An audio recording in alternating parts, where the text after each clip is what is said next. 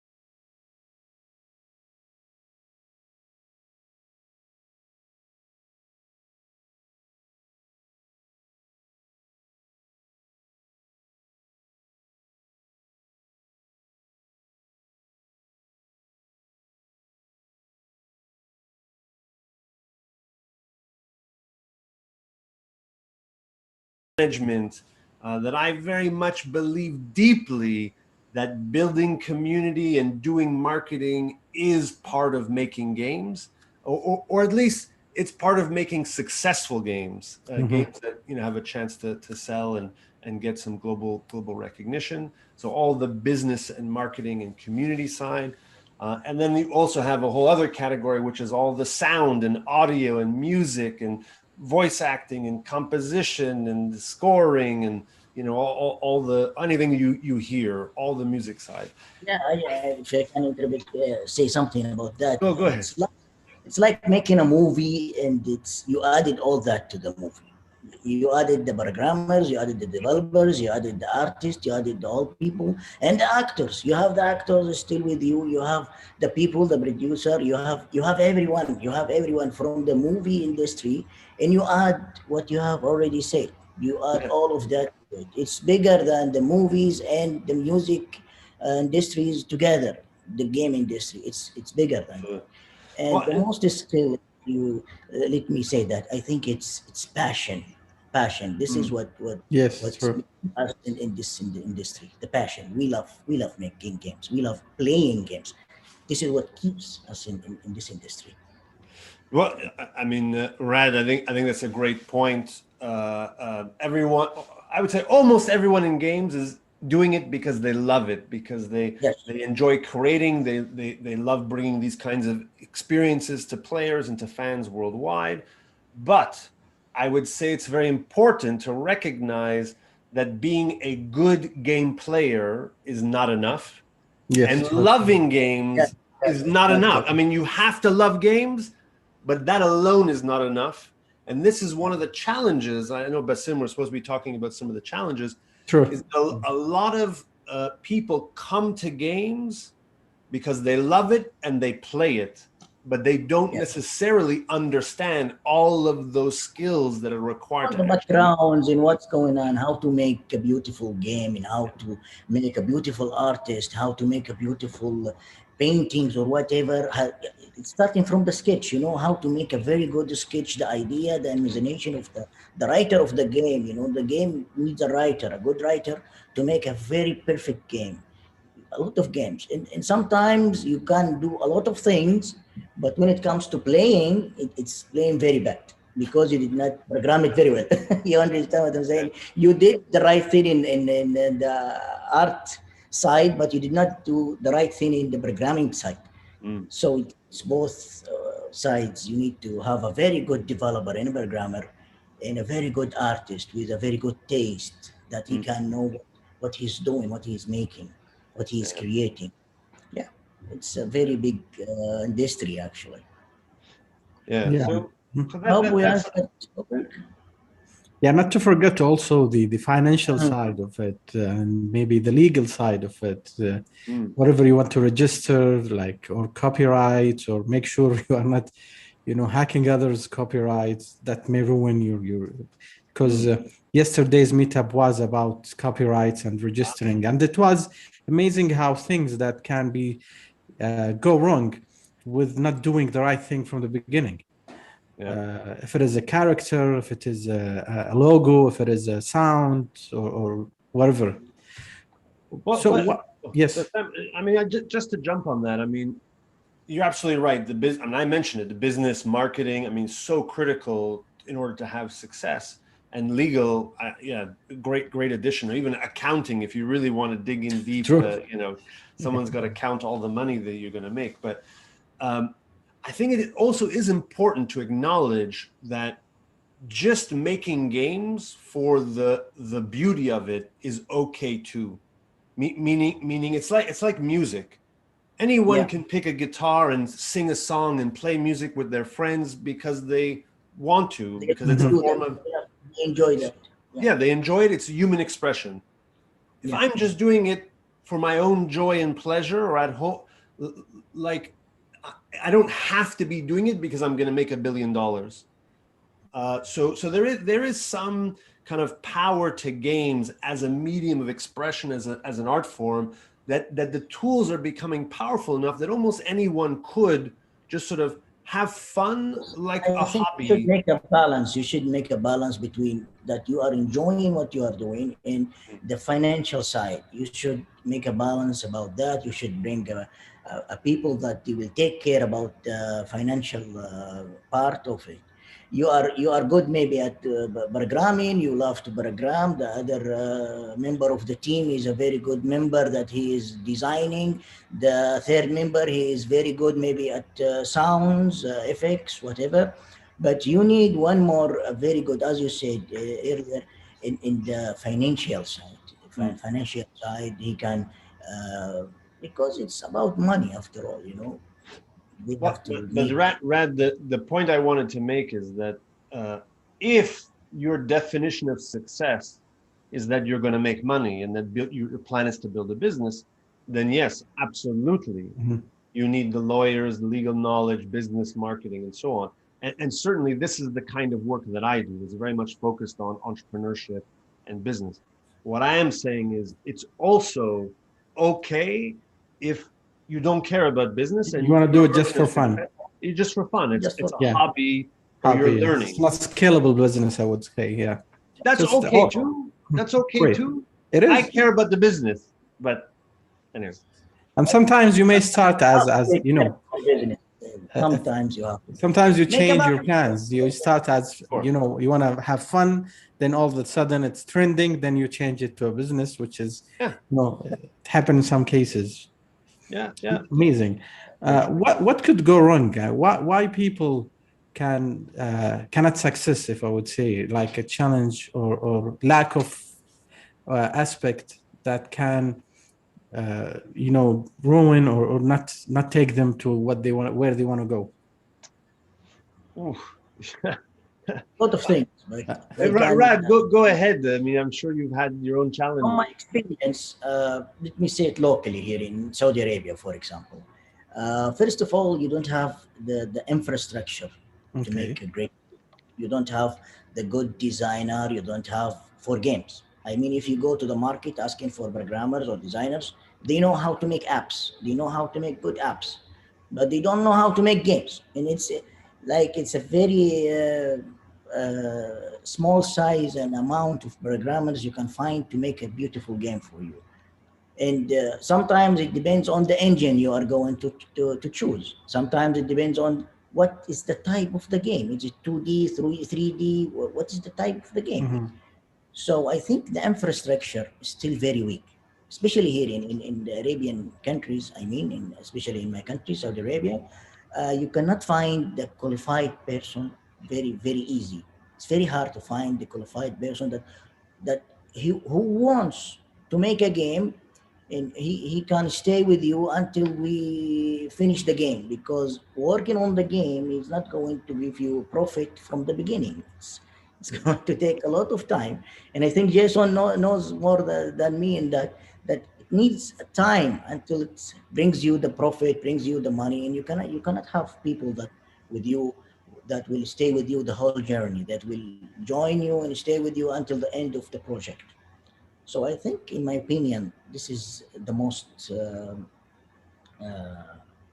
thing that we have to work on to make like a challenge. The most the big challenge is to make the infrastructure for that. Rod, I think you nailed it in that first and foremost, the most critical ingredient for game development is the talent. It's the people. I mean, sure, we use computers, we have fancy graphics chips. I mean, but really, it's the brains. It's human brains that is the most valuable resource for game making.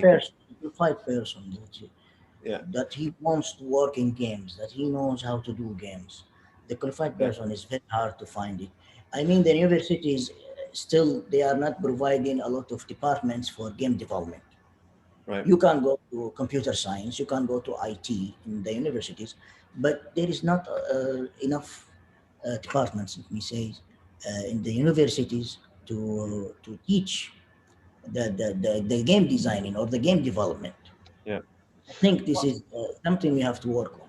Yeah, so I mean, there's a bunch of pieces that are kind of linked together here. One is the education provided at the universities, I mean, as Rod's saying, there's the right kinds of courses are not being offered.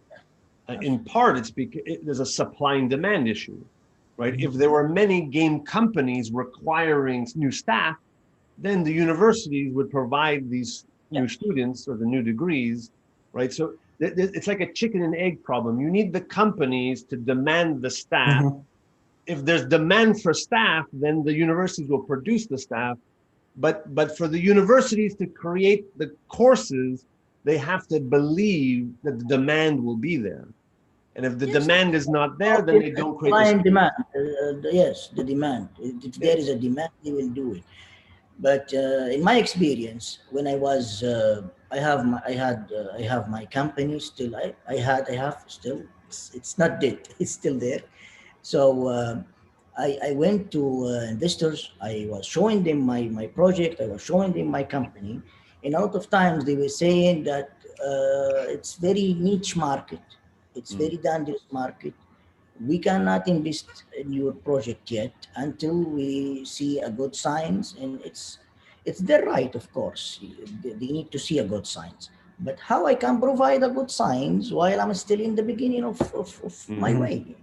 Yeah, they are looking for a proof of concept. True. They want a proof of concept, which is very hard. Especially when you say it's hard, it's more difficult than movies. It's more difficult than music even. You have to hire a lot of people. You have to hire a lot of qualifications. You have to hire specialized talent. Specialized people in some very unique skills, which is not there. I mean, it's very hard and very tough to get a person that he is, like an example, Unity certified, for an example, that he can use Unity and he can use the engine, the game engine, and he can make a small, at least MVP, at least. Yeah, this is, I think, we have to work on that. I mean, actually, this is one of the topics that we are talking about today, is the qualifications, the lack of qualifications, and the the specialist. What type of qualifications, if they are missing, or they are not good enough, they can cause problems to this industry or game development. Can I just give this small example for you? Let me give this small example. If you are using Unity, for an example, and you want to make a game, of course, Unity is using C# as a scripting programming. When you ask for a programmer, he will come to you. I said, yes, I know how to use C#, but he does not have the knowledge to use C# in making games. He does not know what is the event, when to start the trigger, when to use this, when to use that. He uses the pure C#, let me say, the pure C#. He can make an application, he can make a paragraph, but he cannot make the game. He cannot deal with the game. You have to explain to him how to deal with Unity game engine, for an example, to understand how to use the programming language in programming. So this is the first issue. You have to guide him all the way until he understands, oh, I understand now, I'm going to use C# for games, not for normal C#. This is a small example, and Jason, I think you have more examples than I do on that.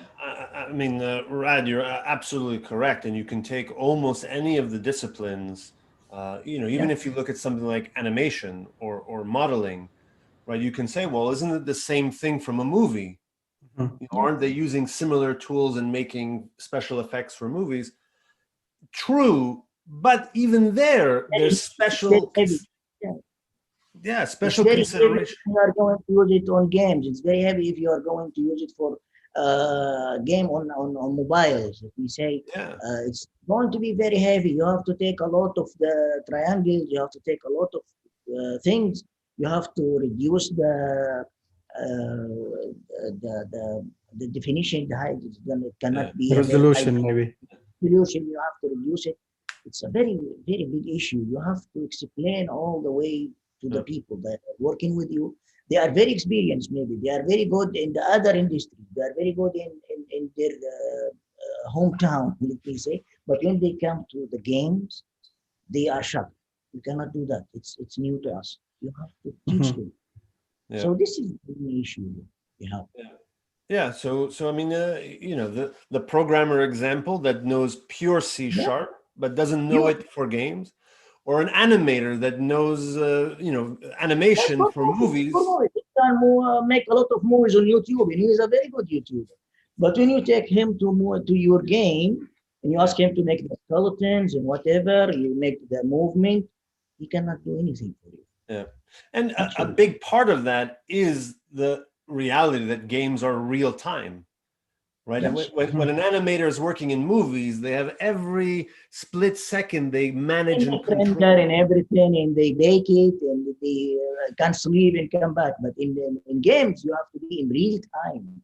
Yeah. It's very heavy on the machine, especially when you take it to mobiles. It's very heavy on the machine. You make the machine play. Exactly. Yeah.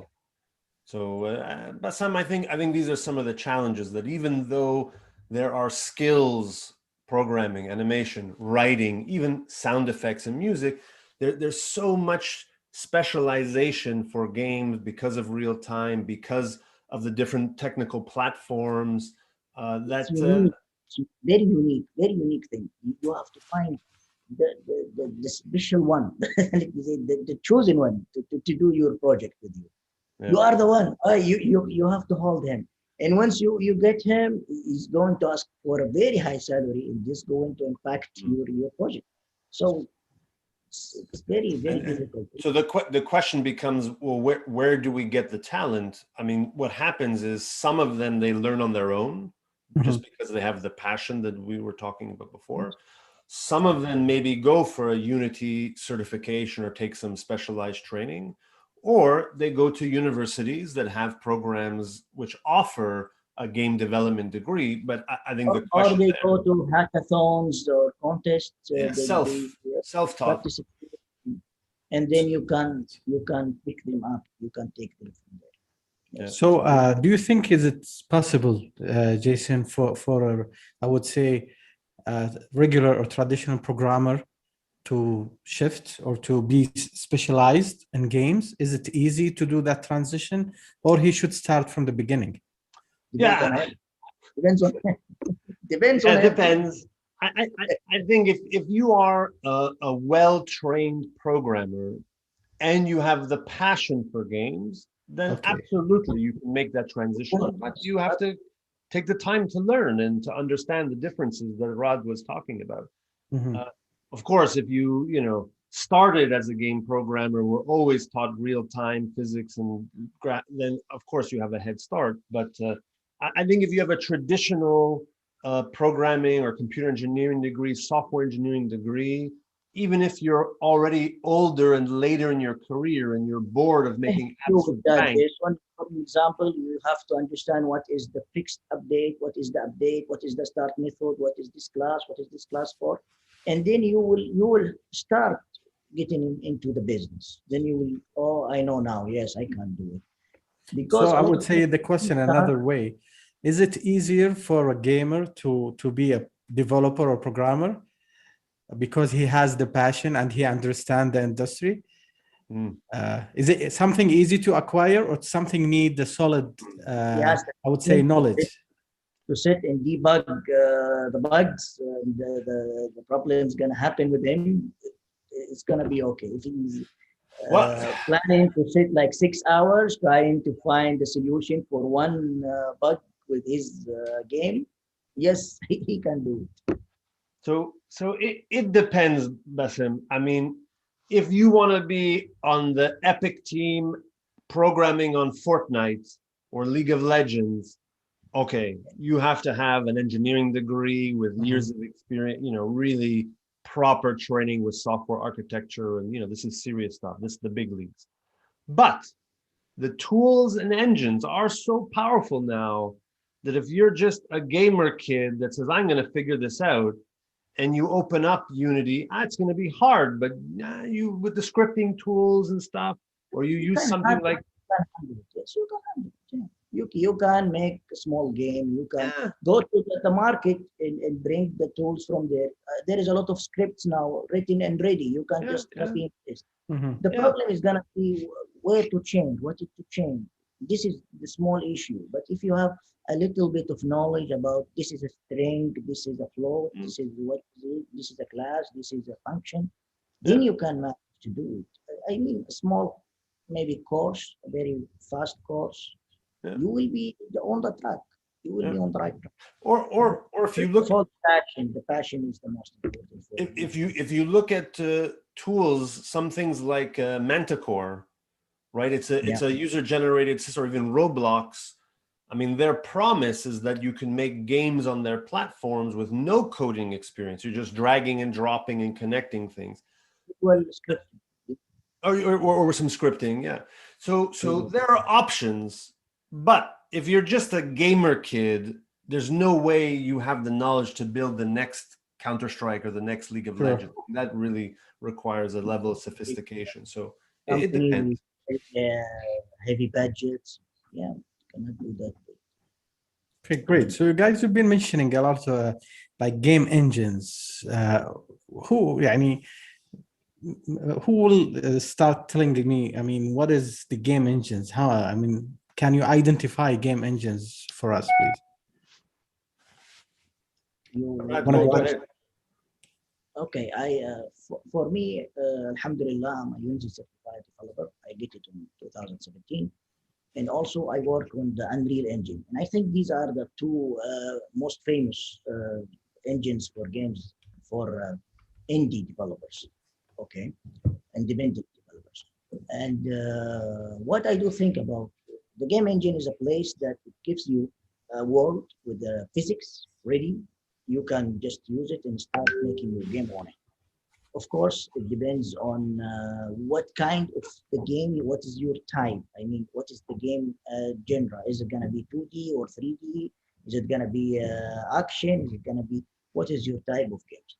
Of course, there is some other game engines like Godot. I think it's a new game engine. It's an open source. It's a new. Also, there is Game Maker, I think. There is Cry engine. There's a lot of engines out there. I think there are more than 100 game engines now out there. You can go and check on Wikipedia and things like that. But I think the most famous now is Unity, I think, and Unreal. Unreal now, they unleashed also Unreal 5, which I really like it so much. And I think it's going to make a lot of things in the future. But the community of Unity is very, very big community with a lot of resources. You can go, a lot of people, they know about Unity. On the other hand, Unreal is a very great game engine for 3D games. If you want to get stunning games, you go for Unreal. This is in my experience, and I hope I give small brief about game engines. Can you help me, Jason, with that? I think. Yeah, I mean, it's so hard to explain because for those of us in the game industry, an engine is just, it's like the air you breathe in some ways. But it's, I mean, as Rod said, it's the sort of the framework that you build the game inside of, and the engine runs the game. You don't have to program everything from the beginning. You don't have to go and start from the beginning, from the scratch to make a game engine. You don't need to do that. For 10 years, you can go and say, I will make my game engine. Nowadays, I don't think so. You have to pick up the right game engine for your game, your type of game. If you are going for 2D, I will prefer to go to Game Maker, Unity, I think.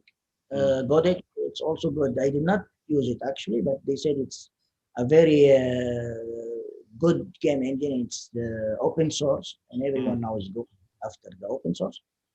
But for myself, I really like Unreal. Unreal is, I really love this game engine. Also Unity. Unity is good game engine. You can make a lot of good games on Unity. You have a very good support in Unity. You have a lot of people, they can help you. They can give you advices on that if you would like to use Unity. I did not use this visual scripting with Unity because I think it's an add-on or something, the ball they call it. But I managed to program with C# And I say, C# is a very good language and easy to learn, I think, in my opinion.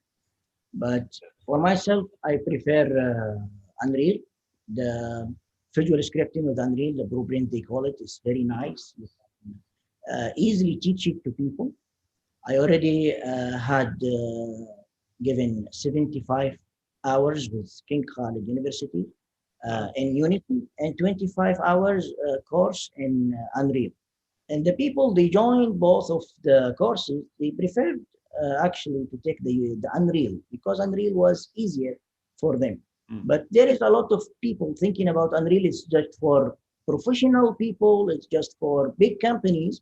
While if you start using it, you will find it's easy using the visual printing. Visual printing is very, visual scripting is very easier than the normal scripting, actually. Well, and what's good too is both Unity and Unreal do have a free version. Yes, if you're just learning, I mean, obviously, if you're going to release something commercial, then you have licensing. You can make good games, actually. You can make good games, and they are cross-platformers. You can distribute it anywhere, PCs, Android, iOS, whatever. Consoles too, if you have a good team. And people will give you the feedback very fast. And also the collaboration between the team members is very easy, actually, in these two game engines. About the other engines, I don't think they are very famous like these two, but there is people, they like to use them. So, yeah. So Jason, why do you think the number of engines are increasing? It's a big business. I mean, Okay. you know, it's entertainment. They join here, they say, entertainment. I can make a game engine now if you want. It's very easy thing. I mean, you just have think 2 or 3 programmers with you and start working on that. Make the physics, make the other things. Before like 10 years or 15 years, people was doing their game engines a lot.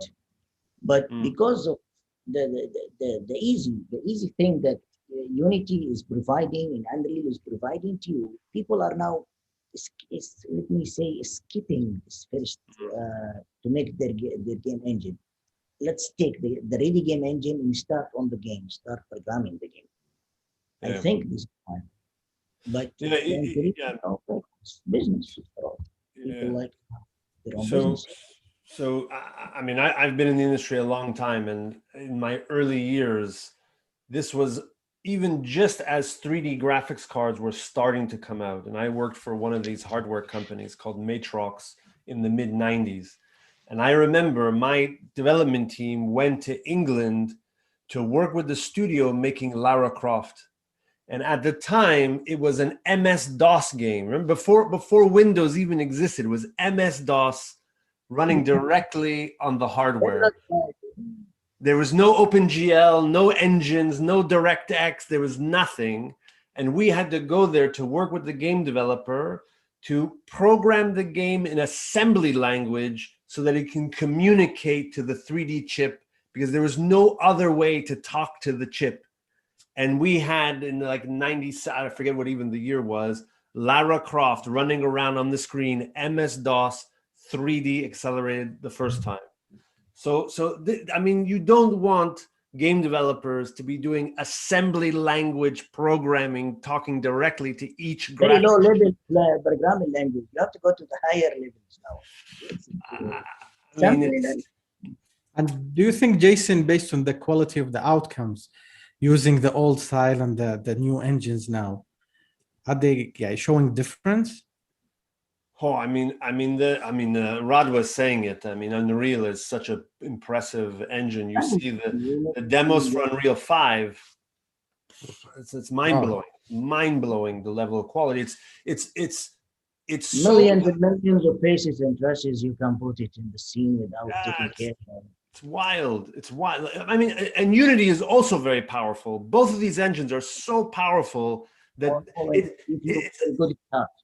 it's like you're taking an F1 car and you can't even drive it because it's just too powerful. Wow. I mean, the level of quality that can be achieved with the modern engines is unbelievable. Anything you can imagine, they're strong enough to power.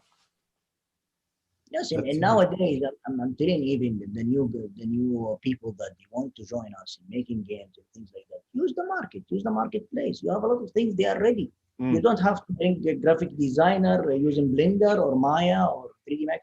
You just can grab it from the market, use it in your game directly and for free also. So we are making the making of the games easier than before. Before 4 years or 5 years, when I just started in this industry, and Jaisun knows, mashallah, he is very longer time than I do. Very long time, 15 years now or 20 years now. Huh?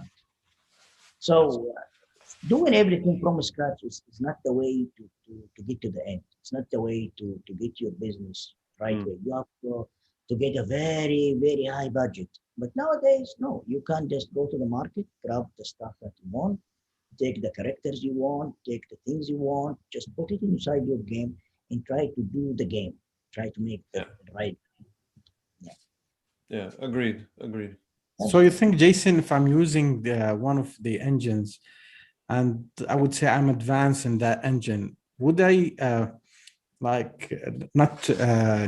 will be needing for the other, like the rest of the team, in another way, who I will not need to hire using the engine? So is the engine cutting costs and developing the game, or is it adding another cost? Well, I mean, all of the roles that we talked about, right? Artists and animators and designers and all of these people are still required. From an engineering point of view, I mean, like Rod was saying, if I don't have to build all of the guts and the engine pieces, then I don't need those engineers. But I still need game programmers to work with Unreal, to work with Unity, to do the scripting, to plug everything together. You still need the 3D graphic designer too.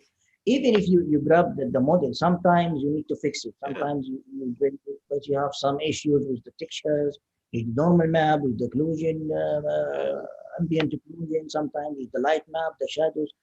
You need to have a person with you that he can fix these things for you. So you cannot say I'm going to make a game depending on the game engine. So far, in my opinion, you still need the whole team. You still need them with you.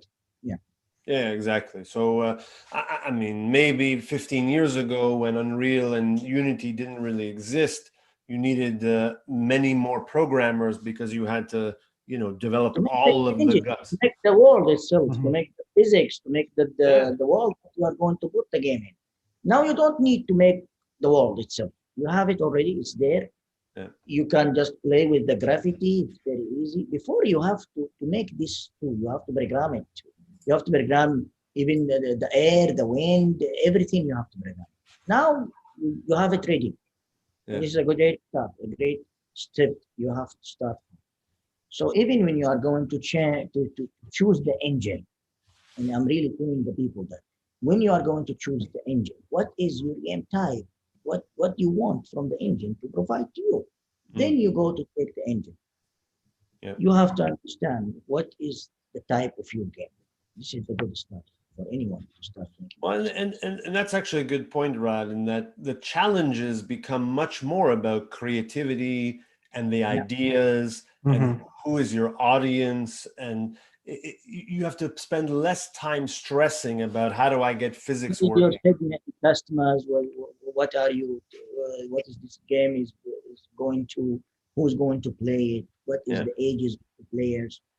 This is very, very important. Even when you are going to make the marketing and once you are going to publish it, who's the publisher to? Which publisher you are going to use? Which let me say region of the world you are targeting.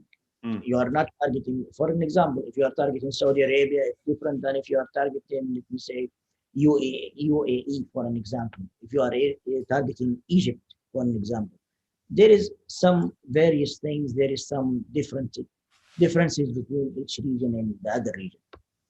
So, I mean, Bassam, I mean, just as maybe a funny example, the engine, if we're using our film, our movie making analogy, the engine is almost like the camera, right?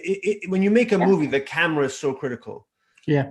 Today, we just, okay, which camera do we need? Oh, we just take the camera and we shoot the movie.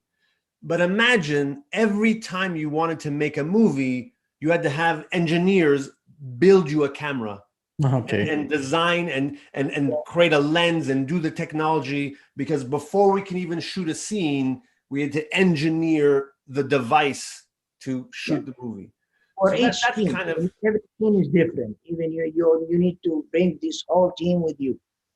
But in game design and in game, it's more difficult actually. It's more difficult than. So what criterias? Maybe Raad, you just mentioned some criterias, but what criterias that makes me to choose one engine over the other? As I told you, for an example, if I want to make a very high definition, a very high resolution game, 3D, I will go for Unreal, definitely. But if I want, for an example, let me say a 2D game, Unreal is not good in making 2D games. You will go for Unity, you will go for Game Maker, you will go for other game engines. In my opinion, Unreal is very good in 3D. It's perfect. It's the final destination for you. But if you want to go for 2D, you will go for other game engines. And I think, Jason, did you have any other suggestions on that? Yeah. I mean, each engine has its own strengths and weaknesses. And so I think, as Rad's saying, you have to, yeah. So you do your homework. Also, another thing, if you are going to work, let me say, on 3D, Unity provides a very good game engine for 3D. But let me ask your team members, do you have a C# programmer? Do you have a C++ programmer?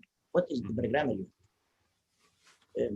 What is the programmer you have? I mean, before, I think even Blender, which is an open source for 3D modeling, it's a game engine too. And you can use Python. So you will go for your team members and ask them what is their abilities, what is their skills. If they are good in C#, for example, you will go definitely for Unity. You cannot go for Unreal for this case.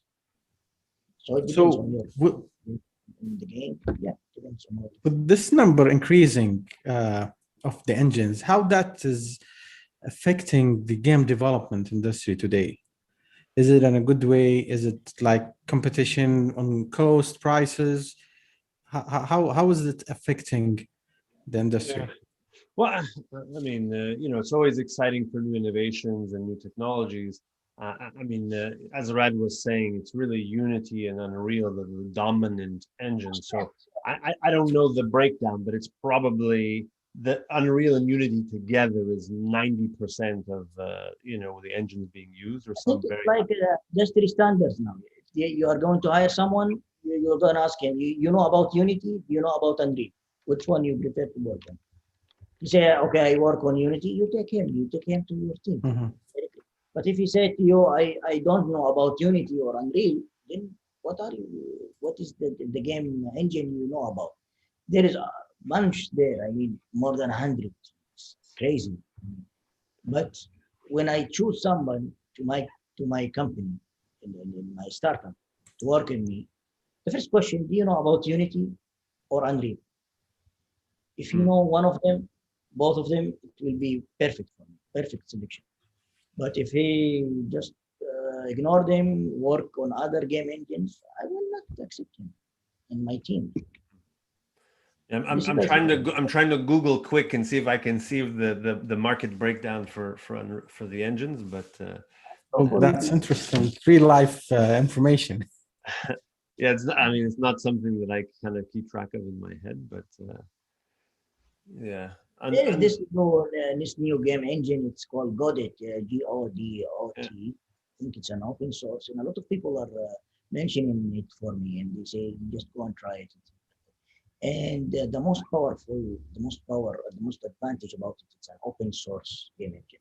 That's the only, I think, advantage on it. But I think if I have Unity, and I have a great team working on Unity, and you know how to use it, I will not transfer or switch another game engine. I don't think so. If I have a good team and they know how to use Unreal for an example, and I'm making a very good game with Unreal, I will not switch that easily to another game engine.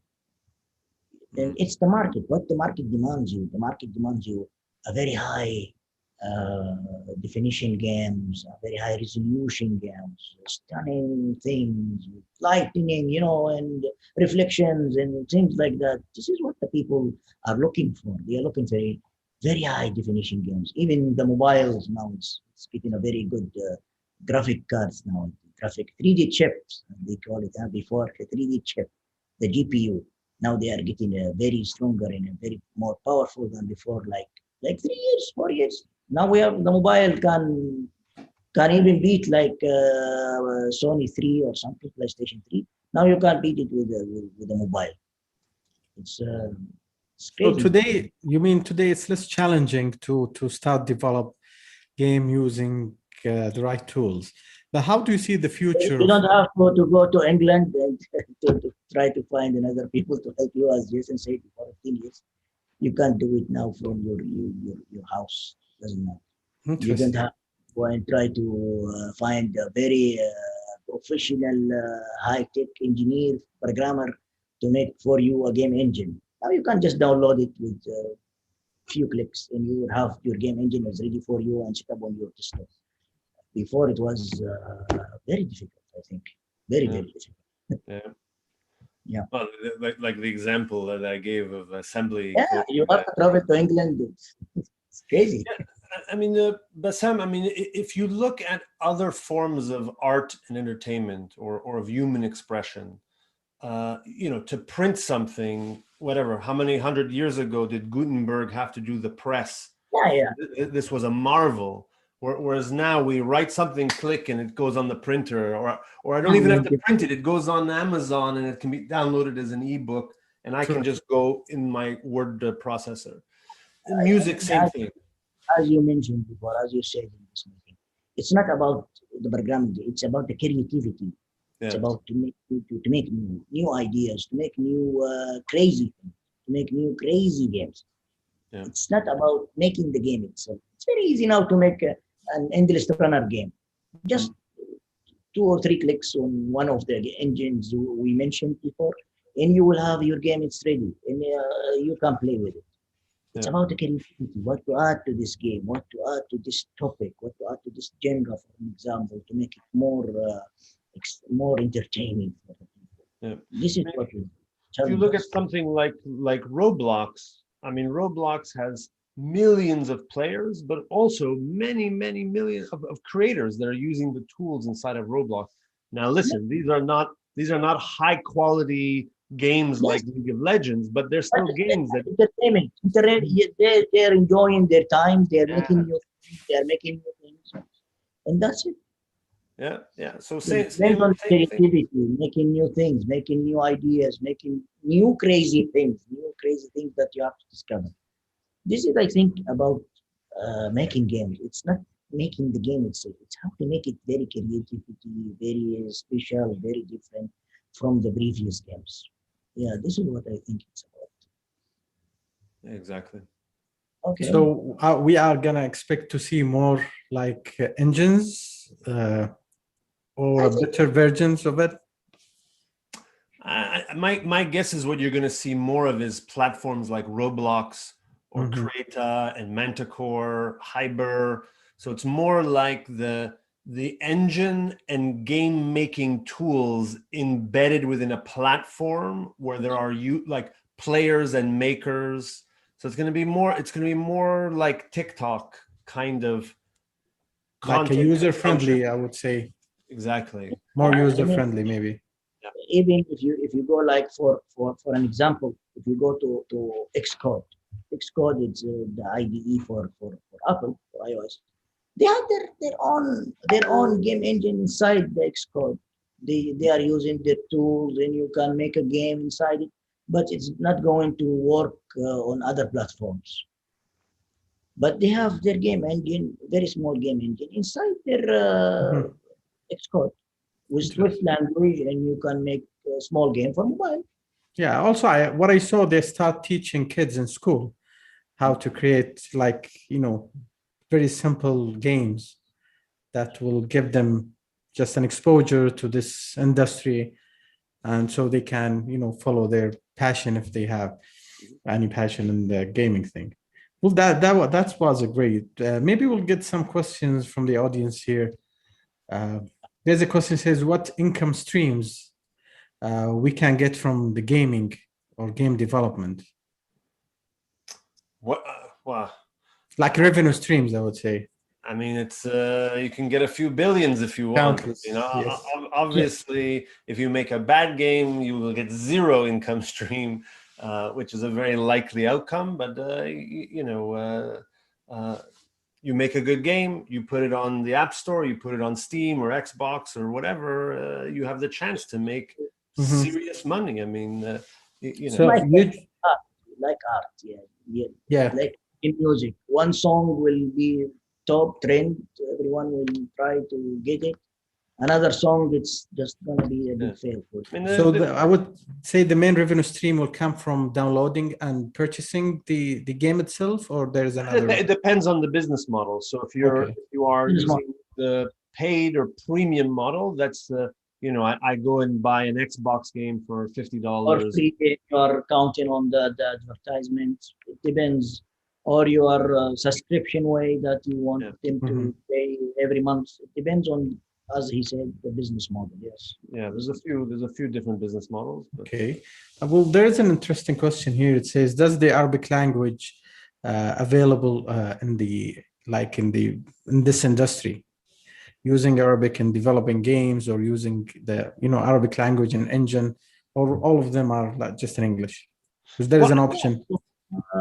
For Unity, we have some of the add-ons. They can be provided from right to left languages, and you can use it. Some of the other game engines does not give you this ability until they, I think, have it on the last versions. But my team, we was working on like another programs. We use Illustrator, we use Photoshop or something, and we make the buttons or in Arabic, and we take it as an image and we put it inside the game engine. So there is like a very big path and another way to do it, but we do it. If you cannot make it, you fake it. This is how we work. Yeah, I think find a way. There is some. The engines do have some Arabic language plugins so that you can put in your translations and localized text. I mean, the last estimates from Newzoo, which is one of the data analysts for the game industry, 14% of worldwide players are from Middle East and Africa. So of course, not all Arabic, but more a regional, not a language basis. But you know, so that's still a lot of people. And smart game developers are taking the time to do different language translations, whether English, Chinese, French, Spanish, Arabic, because they want to make sure that their game can be enjoyed by players of all different languages. More and more games are ensuring to include Arabic. Localization now is in a lot of platforms are trying to develop it more. And after all, you are going to use that small Excel sheet and you are going to put the words with the whole different languages. If you go to Google spreadsheet, it's going to give it to you very directly. Even you don't have to do it all the way. So there is a lot of ways to do it. Interesting. Not let me say it's not very difficult nowadays. It's easy. You can just actually yesterday when we were talking about the effect of the gaming on the lifestyle and enhancing the education, one of the aspects was like locals here used to, like they learned English by playing, by games, video games. They start learning some, vocabularies and words, communicating with others. So they improve their level of language, this is another good aspect here. Again, another question here about gaming studios, and it says gaming studios just focus on games, or you can use them in other markets on another technology. So, like if you build a game, if I'm understanding the question correct, you can have multi-use for the gaming studio. This question, I would like to answer this specific answer. When we are talking about games, it's not fair to say it's just a game. Because when you are making a game, you are also making a simulation too. I mean, you cannot be a pilot, for an example, and drive, take an airplane and go into the sky until you go into the simulator, which is a game actually. So, as a game studio, yes, your main purpose is to make a game, but you can also make simulation for other things. So this is my answer for this question. I think, yes, you have a better. Yeah, well, I mean, it's like saying, I have a camera. Does that mean I can only make Hollywood movies with my camera? No, I can do documentaries, I can do training videos, I can do corporate stuff. You know, camera is a very powerful tool. So same thing. If I'm a game studio, you have to understand what is your business. And if your business is making entertainment games, okay, well, then you're just making games. But if your business is to use the power of games to help other industries with, as Rad was saying, like training and simulation, I mean, games are being used in so many different sectors, architecture and health and wellness and training and oil industry. I mean, serious, what they call it, serious games. I think. Absolutely, yeah. Actually, tomorrow gonna be our session about serious games as well. Yeah. Great. There's another question here. Maybe this will be our last question. If I made a 2D game in a Unity using Unity engine, then I want to make a 3D game. Is it more efficient to change the engine over trying to use Unity for 3D? Rad, what do you think? I said it depends on your team. If you have a great team, if you have a good team, I will go for Unreal for sure, for 3D. This is my own opinion. But Jason, what is yours? I mean, they're both flexible. I mean, I think Rad Unreal is 5, right. Not 4, Unreal 5. Yeah. I mean, this is like the most beautiful one. But if the team is already familiar with Unity and has the same skills, then switching to 3D in Unity is probably the easier thing to do than to relearn a whole new engine. Yeah, that's true. Great. Either approach is fine. Okay, Rad, in a minute, if you have any advice for game developers, especially here in Saudi, people asking where could studios find talents, or if I'm a programmer, how can I find the investors or the right partners? In a minute. As I said, you go to the hackathons, you go to the contest, you go to the all around the nation. We have a lot of things here in Saudi Arabia, like Al-Hajj Hackathon, even these kind of places, you will find people will help you on that. And stay a good player, keep playing games, enjoy the games. Yeah. Amazing. Jason, what do you give us, please? Yeah. I mean, it's a bit like we were talking today. Understand that it really requires all these different talents: programmers, artists, designers, musicians, project managers, marketing, business. And in many ways, the most important thing is to find each other, right? Take the time to, if you're an artist, find the programmer. If you're a programmer, find the designer, and find each other and appreciate that games are multidisciplinary. You need all of those talents to make a great game. And I mean, the game industry is a global industry. There are so many resources and conferences and video. I mean, there's so much stuff, books. I mean, there's no excuse really to not, if you're passionate, to dive in and learn this stuff, even if there's not a game university down your street. All of this stuff is online, and if you have the passion, then you should be able to dive in. Well, Rad and Jason, it was a great 60 minutes. Yes, sure. Whole lockdown and just COVID-19 just finished, and we can meet together on maybe, let me say, game developer conference or GDC or whatever. We love these things, but now it's done with this lockdown. I hope. Yeah, I'm sure we're gonna have some very soon. Again, guys, thanks for your time. It was a great session. Actually, I learned a lot today. I know you have much more to give, but we are tied with time. But we are looking forward for another meetups. And at the end of the day, I would say thank you so much and stay safe. Very good. Thank you so much. Goodbye.